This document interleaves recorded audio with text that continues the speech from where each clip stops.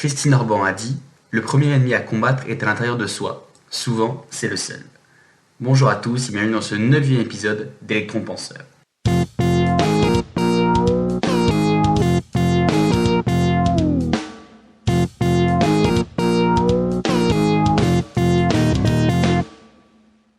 Donc du coup, 9e épisode, toujours sur le thème de la petite mini-série Everest, donc on avait déjà commencé. Donc du coup, qui, pour vous rappeler, met en parallèle la mise en place d'un projet et l'ascension de l'Everest. Et à l'intérieur justement de cette espèce de petite parabole, on était déjà rentré dans une sous-partie, qui était du coup là, donc c'était les épisodes 7, 8 et du coup 9 aujourd'hui, qui était la zone de la mort, c'est-à-dire les éléments qui menacent directement votre projet. Donc dans l'épisode 7 et 8, donc, si vous ne les avez pas écoutés, je vous invite à aller les écouter. Donc dans l'épisode 7, on avait vu donc du coup en quoi le premier élément de la zone de la mort c'était les autres. Dans l'épisode 8, on avait vu comme quoi c'était le hasard. Et du coup, aujourd'hui dans l'épisode 9, on va parler du pire ennemi que tout le monde a, qui est soumis à chacun de vous, et qui est juste vous-même. Voilà, donc en fait, le but d'aujourd'hui, ça va être de voir pourquoi on est un danger pour nous-mêmes, et genre comment on peut s'en prémunir, et surtout, on va dire, en prendre conscience. Donc, une fois n'est pas coutume, justement, c'était le but de la petite mini-série, c'est de remettre en parallèle avec l'Everest. Donc, pour mettre en comparaison avec l'ascension de l'Everest, je trouve que l'élément qui est soi, en fait, l'obstacle soi, je le mettrai en parallèle avec le Rosso Hillary. Alors pourquoi Hillary? Donc c'est en hommage au premier homme qui a réussi à gravir l'Everest, donc Sir Edmund Hillary, donc qui a vaincu cet obstacle lors de son ascension, puisqu'il est sur la route. Et qu'est-ce qu'un ressaut? Et ben en montagne, un ressaut c'est juste une inclinaison plus forte d'une pente entre deux parties qui sont déjà en pente. Imaginez, vous voyez tous une montagne, et bah que d'un coup il y a on va dire presque comme une faille, et que du coup vous vous retrouviez face à un mur. Voilà, c'est un peu ça un ressaut, c'est un clip-là qui grimpe quasiment la verticale beaucoup plus haut par rapport à une pente.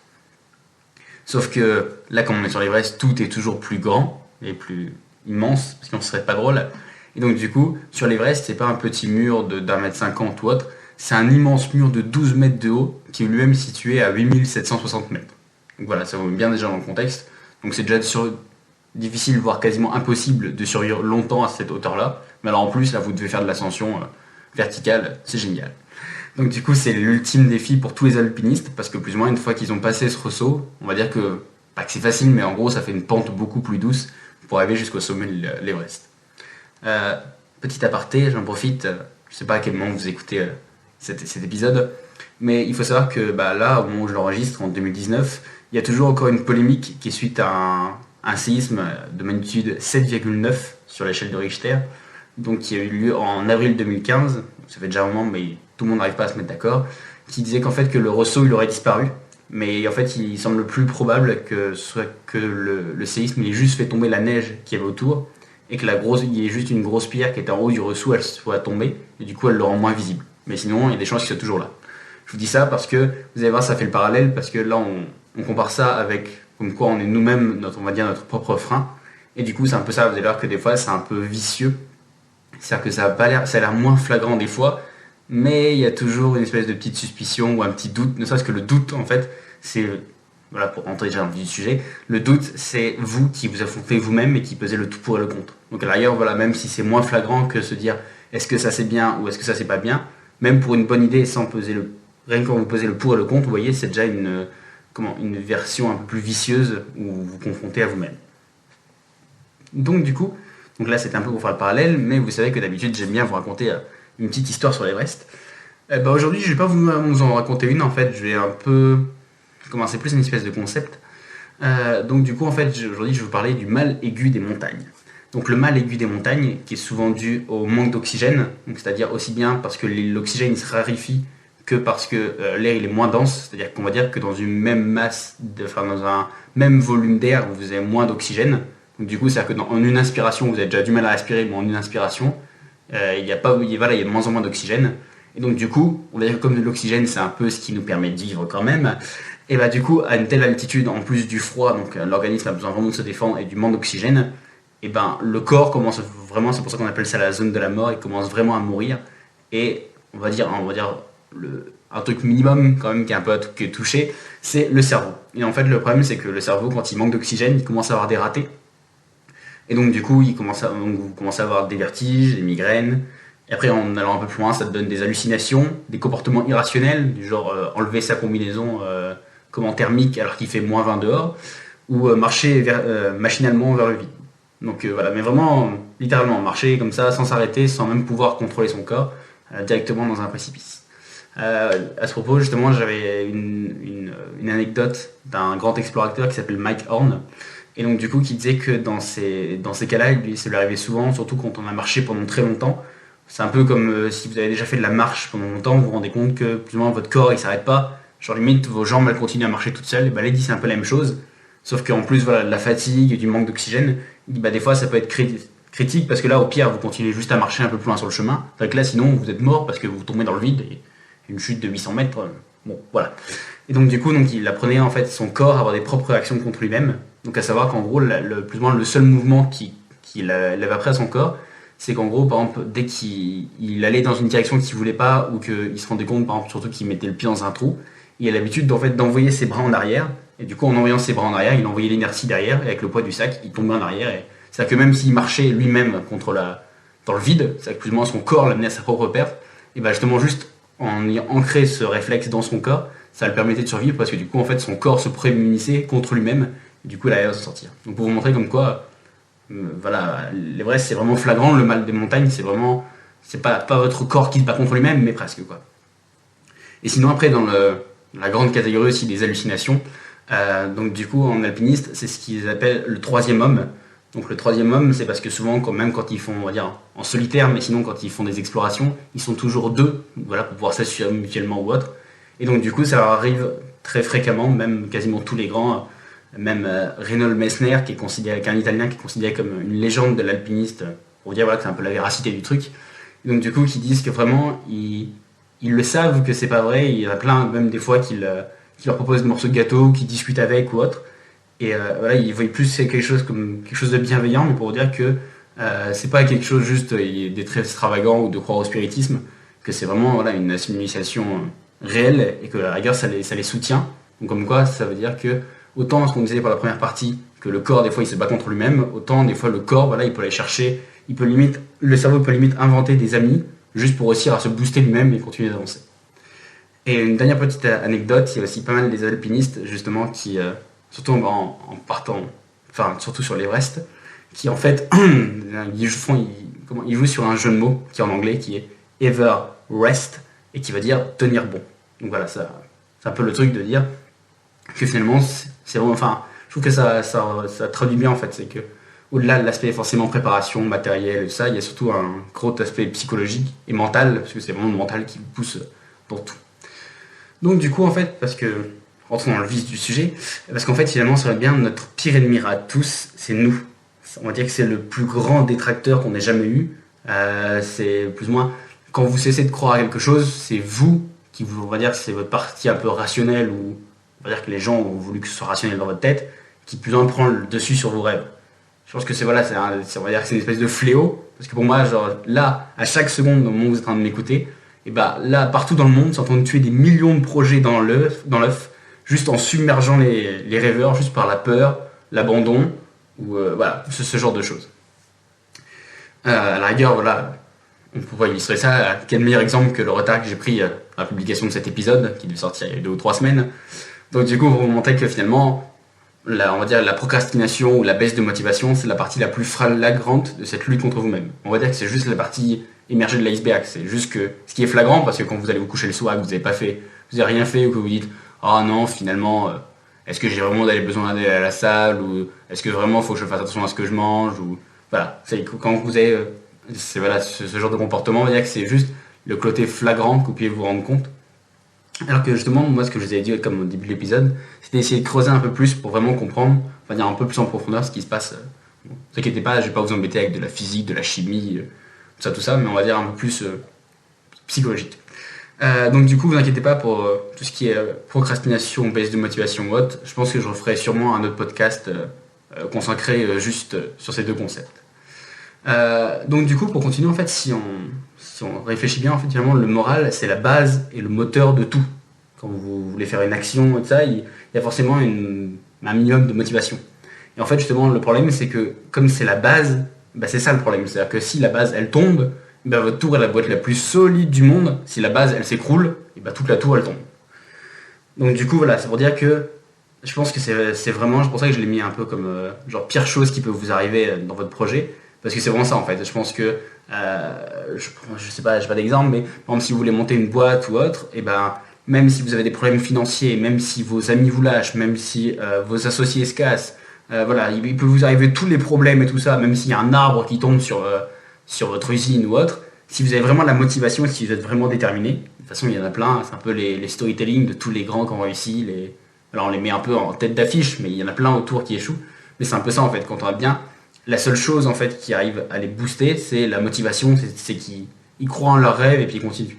Mais à partir du moment où vous n'y croyez plus, et ben c'est fini, limite on pourrait vous donner une usine neuve, on pourrait vous donner les meilleurs associés du monde, on pourrait limite vous remplir les poches de billets en disant bah vas-y, investis tout, et voilà, si vous avez plus la foi, et ben ça marchera pas, même si vous le faites, vous le ferez à contre-cœur, et du coup il y a une chance sur deux pour que ça foire.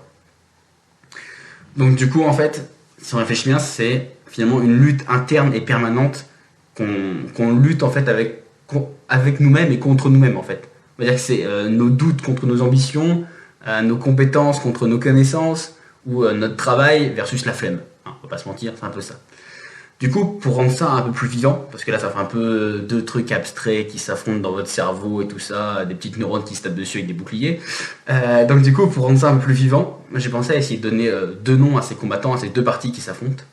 Donc, on a qu'à appeler la première SEP. Donc pourquoi SEP, donc S-E-P, pour Sleep, Eat and Play. Oui, je voulais le faire en français, mais sauf que ça faisait que des consonnes, donc c'était pas facile de faire un prénom. Donc du coup, qui veut dire dormir, manger et jouer. Donc cette partie-là, en fait, c'est la partie animale qui sommeille en vous. Mais animale dans le sens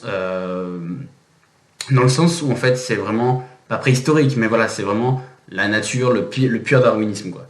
En fait, cette partie-là, elle recherche une seule chose, c'est la satisfaction immédiate. Elle s'en fout de faire des projets, de travailler pour l'avenir, d'amasser de l'argent, tout ça, elle s'en fout. Et voilà, ce qu'elle veut juste faire, c'est pouvoir manger, pouvoir dormir, et voilà, pouvoir s'amuser, se divertir là tout de suite. Donc, pour vous le représenter, imaginez que Sepp, c'est une espèce de colosse de muscles, il est infatigable, mais il est un peu niais sur les bords, parce que voilà, il a un peu le côté primitif. Mais voilà, sinon, lui, c'est que du muscle. Et de l'autre côté du ring, on a Tim, pour travail, idée et motivation. Donc, en fait, Tim, c'est la partie logique de votre être. En fait, c'est celle qui a le sens des responsabilités, qui peut faire des projets pour plus tard, qui est capable, voilà, de dire, je sais pas, là j'ai gagné de l'argent, si vous aviez que juste que Sepp, il dépenserait tout pour acheter à manger, parce que là, tout de suite, il a faim. Alors que Tim, il est capable de dire, bon, on va peut-être pas tout manger, puis on va le garder un peu plus pour quand j'aurai des enfants, ou pour, si un jour ça se passe mal, j'aurai de quoi. Voilà, vous voyez, c'est un peu la partie un peu raisonnable. Donc du coup, pour vous le représenter, Tim, c'est un petit gringalet, et il est juste rapide et agile. Et on va dire que le seul avantage surtout qu'il a sur l'autre, qu'il a sur Sepp, c'est qu'il a la raison avec lui. Que lui, voilà, c'est plus un penseur qu'un cogneux, on va dire. Mais on va dire qu'en fait, le pire, donc vous imaginez bien, du coup maintenant c'est deux rivaux. Donc le pire en fait dans cette lutte, c'est que malgré notre évolution, malgré tous nos progrès technologiques ou scientifiques, médicaux et tout ça, en fait il y a une partie de notre être, donc notamment la partie primitive du cerveau, donc le fameux Sepp, qui lui en fait a juste envie, comme je vous ai dit, juste envie de profiter et de s'économiser. Pour lui, les projets, ça lui passe au-dessus. Mais en fait, ce qui rend le combat assez inégal, c'est qu'en fait, il a l'avantage de base sur Tim, parce que lui, il était là en premier. Et comme lui était là en premier, il s'est déjà installé bien confortablement, et plus ou moins, si personne ne l'embête, et ben lui de lui-même, il partira pas. Donc, comment le but, du coup, si vous avez un peu compris le concept, le but, c'est que quand vous avez des projets ou que vous voulez mettre des trucs en place, il faut que vous essayiez de faire gagner Tim sur Sepp. En disant que voilà, votre motivation, elle doit prendre l'avantage sur juste votre envie de manger et de dormir. Donc du coup, je dis privilégier Tim, pas pour dire on s'en fout, il faut plus manger, il faut plus dormir, il faut plus jouer. C'est pas ça que j'ai dit. Je dis mais vous inquiétez pas pour lui, pour Sepp, parce que de toute façon, comme je vous ai dit, il était déjà là avant Tim, et de toute manière, vous allez voir, c'est simple, vous relâchez la pression 30 secondes, et hop, tout de suite, il reprend sa place. Et voilà, c'est la preuve, vous pouvez être en train d'être super motivé par un projet ou autre, genre vous allumez Netflix ou YouTube ou autre, et vous dites, bon allez, je m'installe 2 minutes, et là vous n'allez pas passer si vous Vous vous dites, allez, je m'accorde 2 minutes, vous n'avez pas passé 2 minutes à dire, ah oui, là, il faut que je pense à... Non, si vous déconnectez votre cerveau, hop, Seb qui revient, il se réinstalle dans le canapé et il dit, bon, maintenant, qu'est-ce que je fais? Donc du coup, pour essayer de faire gagner Tim, moi je pense qu'il y a vraiment 2 grandes solutions. Donc la première, en fait, elle consiste à trouver un sens ludique dans une action qui est perçue de base comme un travail assez pénible. Donc comme je vous l'ai dit, Seb, c'est un grand colosse baraque, alors que Tim, c'est un tout petit maigrichon. Donc autrement dit, s'ils faisaient un bras de fer l'un contre l'autre, pur et dur, force contre force, c'est toujours Tim qui perd. Ou alors s'il gagne, c'est au prix d'un effort tellement énorme qu'il va sûrement perdre les prochains combats sans même combattre. Si vous voulez vraiment, si vous pensez que je suis tout de suite en train de délirer avec mes petits bonhommes ou autres, je vais vous donner vraiment une image concrète. Par exemple, imaginez, on l'a tous eu à l'école ou autre, quand vous vous forcez tellement à réviser votre cours parce que c'est le contrôle ou autre, vous passez la nuit à bosser, qu'est-ce que vous faites les 4 jours d'après? C'est tout, vous jouez à la console, ou vous faites la fête, ou vous vous reposez. Parce que là, limite, vous vous dites, c'est bon, j'ai plus ou moins, je l'ai arraché de force, et du coup, je peux m'accorder un peu ce moment de répit. Donc vous voyez, en fait, finalement, même si Tim il bat Seb, ça a été tellement douloureux et tellement dur pour lui, qu'après, il a aucune chance, parce que vous n'avez plus qu'une seule chose, c'est envie de vous détendre, de souffler, de manger, de dormir et de jouer. Voilà. Donc du coup, la seule solution pour Tim d'arriver à le battre, c'est d'utiliser la ruse. Il ne faut pas oublier que, j'avais dit donc, SEP c'était Sleep, Eat and Play, que donc du coup il y a play, il y a jouer, dans l'essence même de SEP. Donc à la rigueur, si Tim il arrivait à l'avoir par la ruse, à le faire jouer, SEP il ne pourrait pas y résister. On va prendre l'exemple, toujours pareil, pour bien l'imager. Prenez par exemple un enfant qui fait la vaisselle. Je ne connais pas beaucoup d'enfants qui sifflent en faisant la vaisselle ou qui sont bien dynamiques. Surtout si il y a la console qui est juste à côté. Mais si par exemple on prend un enfant qui fait la vaisselle et qu'on demande juste pur et dur de dire il faut que tu fasses la vaisselle, donc là on s'adresse plus ou moins juste, on voudrait juste que chez lui le team il prenne l'avantage, qu'il soit juste dire oui il faut que je lave la vaisselle, comme ça ma mère sera contente et comme ça j'aurai de la vaisselle propre pour quand j'ai rien mangé. Alors que finalement Sep il dit juste ouais mais bon je vais ça quand j'aurai faim, là je viens de sortir de table, j'ai plus faim. Donc du coup, pour prendre votre enfant qui fait la vaisselle, donc ça va être harassant pour lui, ça va être chiant, il comprendra pas, il va vraiment se forcer à faire la vaisselle. Alors que si vous trouvez une manière d'arriver à amener ça comme un jeu ou comme un défi, du coup vous verrez que limite il en redemande presque. C'est un des grands concepts de la pédagogie, en gros de dire on peut apprendre n'importe quoi à n'importe qui, il faut juste l'amener de la bonne façon. Et une des meilleures façons de l'amener, surtout à des enfants ou même à des gens en général, c'est juste, si c'est de la connaissance, c'est en racontant des histoires. Et si c'est plus ou moins des compétences qu'il faut travailler ou autre, ça sera plus dans le jeu. Parce que les gens adorent jouer, parce que Sep adore jouer. Donc du coup, voilà. Donc le but, je pense que le premier objectif, c'est, la première solution que vous pouvez avoir, c'est d'essayer de trouver une manière ludique d'aborder ça, un côté un peu plus amusant. Le deuxième moyen que vous avez de faire gagner Tim contre Sep, qui est, je rappelle, cette partie vachement primitive qui si on le laisse, veut juste manger des pizzas et regarder Netflix jusqu'à la nuit des temps. Le deuxième moyen que vous avez pour vous battre contre lui, c'est de décomposer la tâche en une multitude de petites tâches. Autrement dit, on va dire d'essayer d'abattre l'arbre par de petits coups précis, plutôt que par un seul gros coup de hache où vous arrachez le dos. Donc du coup, je pense que c'est vraiment le seul moyen, si vraiment vous avez il y a des tâches auxquelles on ne peut sûrement pas trouver, de côté un peu fun. Si par exemple, je sais pas, s'il faut que vous fassiez de la comptabilité, trouver du fun dans juste des colonnes de chiffres, c'est un peu plus dur. Voilà, là c'est vraiment de la motivation pure et dure. Donc là en fait, je pense que le seul moyen de pouvoir la battre, c'est un peu la technique des petits pas. Je sais pas si vous vous souvenez, on l'avait abordé dans un précédent podcast. Donc qui était de dire que plutôt que vous ayez une énorme de tâches à faire en face de vous, vous le décomposiez en plein de petits succès. Donc voilà un peu pour ceux qui suivaient, pour recharger un petit peu votre petit jauge de motivation. Donc voilà, en plus ça vous booste à continuer. Et puis justement ça va vous rendre le truc moins grand. C'est moins dur à encaisser, parce que là on a dit que là vraiment, surtout quand c'est contre soi, autant là il faut faire des choses pour les autres, mais quand c'est contre soi, c'est toujours plus facile d'avoir des petites victoires pour grappiller tout doucement. Parce que du coup voilà, on va dire que chaque doute ou chaque hésitation que vous avez, faut vraiment imaginer ça comme genre un coup de bouclier où genre vous êtes face à face et boum, vous avez l'onde de choc qui frappe entre votre partie raisonnable, votre team, et votre Sep qui pense genre juste à s'amuser et qu'en peut plus quoi. Donc du coup voilà, imaginez ça, donc dites-vous que c'est un peu voilà, comme si c'était, imaginez le nombre de gens, c'est un peu comme si c'était des vagues quoi. Si vous avez plein de petites vagues que vous affrontez toutes les unes après les autres, et ben il y en a qui vont sûrement être un peu plus hautes que d'autres, peut-être qui vont vous faire reculer, mais c'est pas grave, vous allez pouvoir continuer à avancer. Et puis des qui seront tellement petites que vous allez passer et vous vous rendrez même pas compte qu'il y avait des vagues. Alors que si vous laissez rien faire et que vous attendez juste que toutes les vagues elles se coordonnent pour faire un immense mur de 6 mètres de haut d'eau, et bah du coup il va juste vous balayer et vous aurez aucune chance de pouvoir lui faire face. Rappelez-vous bien que notre petit Tim, en fait, il est rapide et agile. Et donc du coup, le seul moyen qu'il a pour mettre KO Sepp, c'est de le frapper légèrement, mais plein de fois. Parce qu'il sait, justement, c'est plein de fois. Parce qu'il sait que s'il essaie de frapper juste un grand coup une fois et fort, et ben Sepp il va juste encaisser le choc. Et quand il va lui rendre, lui il sera fatal, le coup qu'il va lui donner. Et du coup, il va vous envoyer directement sur le canapé avec un bol de chips. Voilà. Donc, j'espère que voilà, ça, vous avez un peu compris ce petit principe. Il y a un peu cette petite polarité, cette petite dualité qui peut se passer dans votre tête. Je trouve que c'était un peu amusant de le mettre avec des petits personnages. Si c'est une bonne idée, n'hésitez pas à en faire part. Donc du coup, là ça en arrive un peu vers la conclusion. Donc avec le fameux call to action que je mettais à la fin de tous les petits épisodes, que je mets toujours d'ailleurs, je continue à mettre. Donc du coup, qui est l'application concrète de ce que je viens de vous dire. Donc on a vu du coup il y a deux solutions, mais on va dire que comme je ne peux pas être avec vous pour essayer de transformer votre vie en jeu, la moindre petite action, mais si ça vous intéresse, je serais ravi d'en discuter avec vous et je vous donne rendez-vous sur la page Facebook, faut juste taper électron penseur et vous allez trouver. Donc du coup le call to action aujourd'hui ce sera porté du coup sur la deuxième solution qui est de décomposer la tâche. Donc pour rappeler, donc en fait c'est je pense qu'il ne faut pas que vous vous laissiez dépasser ou vaincre par vous-même.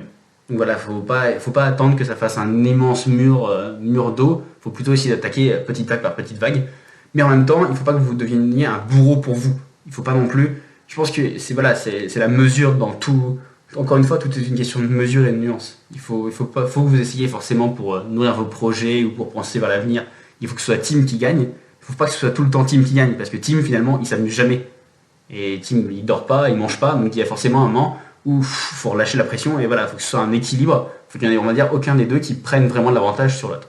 Là, on essayait de favoriser plus Tim parce que Tim il perd plus souvent. Si on fait rien, normalement c'est lui qui perd dans 90% des cas, et ce qui est logique, c'est la nature qui veut ça. Mais donc du coup, il ne faut pas non plus essayer de devenir un bourreau et devenir absolument que ce soit Tim qui gagne, parce que sinon vous allez être super productif, hein, vous allez pouvoir faire plein de choses ou autre. Vous pourrez peut-être même économiser des heures de sommeil et sauter d'air propre peut-être pour continuer à bosser. Mais du coup, si ça vous fait pas vibrer, que voilà, vous trouvez pas d'intérêt, que c'est juste on va dire de la motivation pure et dure, bah du coup vous risquez de devenir un bourreau de douche pour vous-même et donc du coup d'être très productif, mais on va dire malheureux parce que voilà, vous n'avez pas vos petits moments de détente. Et encore une fois, de toute façon, tout est une question de mesure et de nuance. Donc aujourd'hui, en fait, je vais vous aborder le concept de to-do list.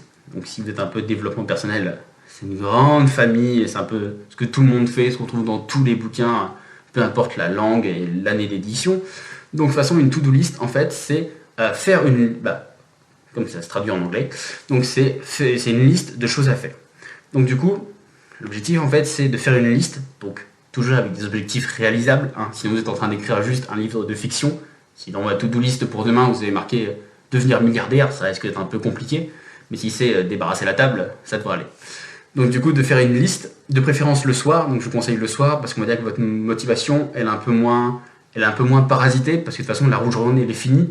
Donc si vous aviez des choses à faire et que vous les avez faites, et ben c'est bien, vous êtes content, donc du coup vous avez de la motivation. Et de toute façon, si vous les avez pas faites, et ben votre motivation, elle n'est pas entachée de dire ah oui, je fais ça, mais je pourrais faire autre chose, parce qu'il est trop tard maintenant.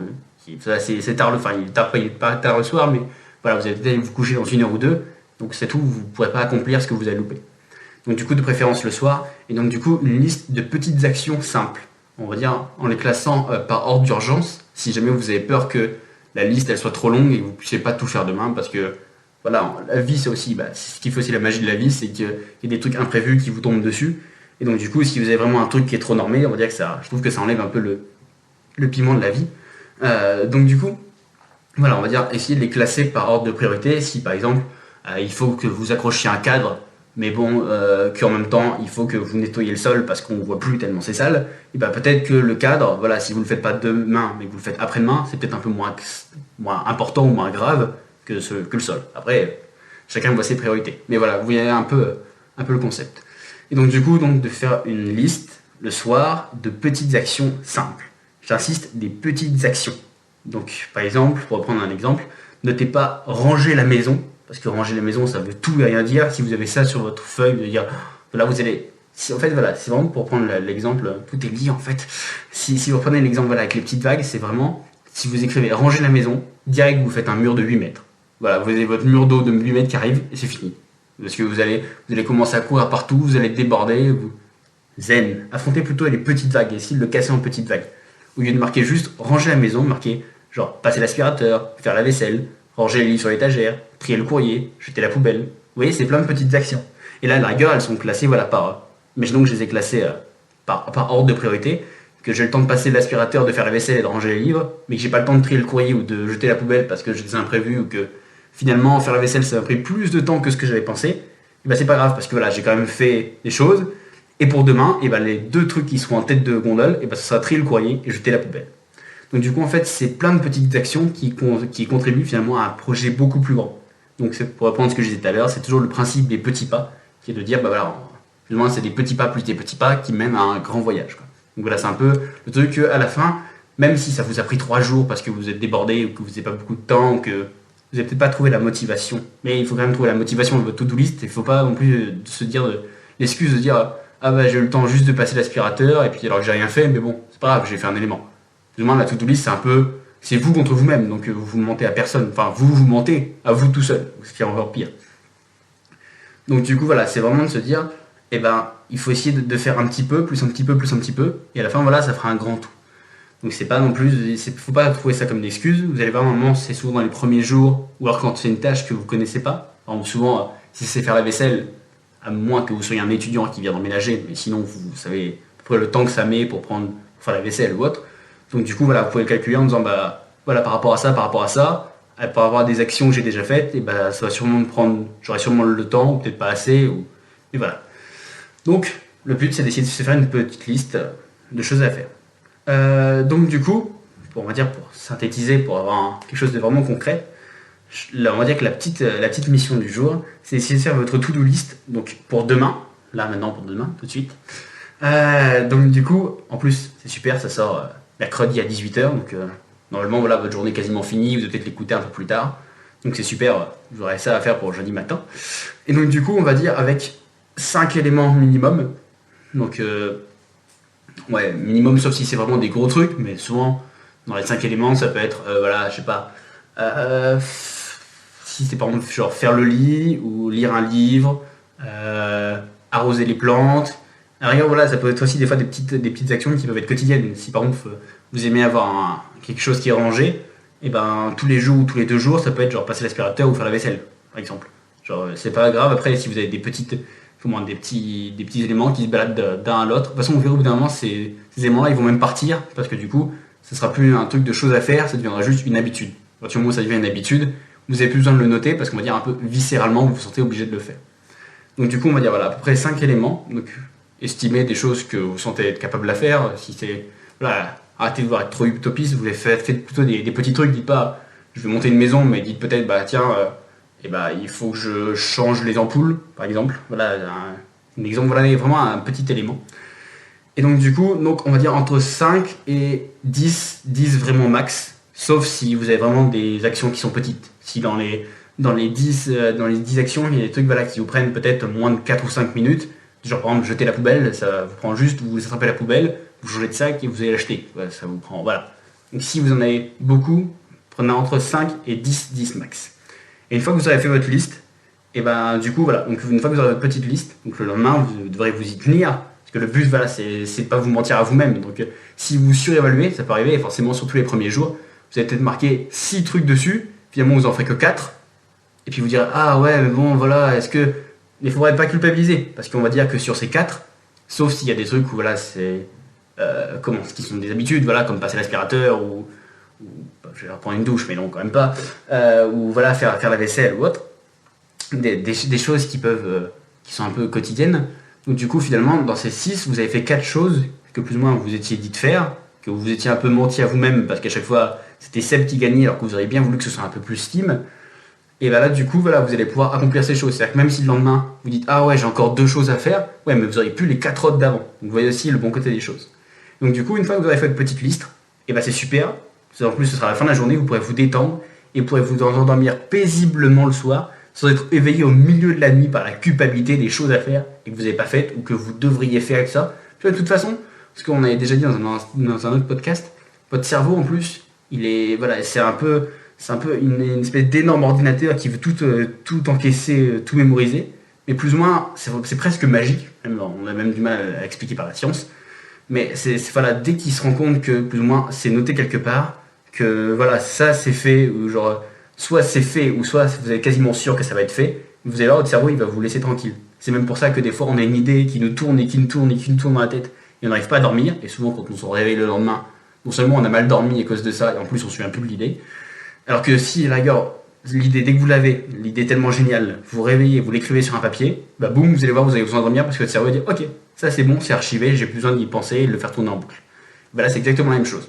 Non seulement ça va vous libérer le soir, et en plus ça va vous libérer le matin parce que vous avez peut-être, surtout le matin, on n'a pas vraiment la motivation.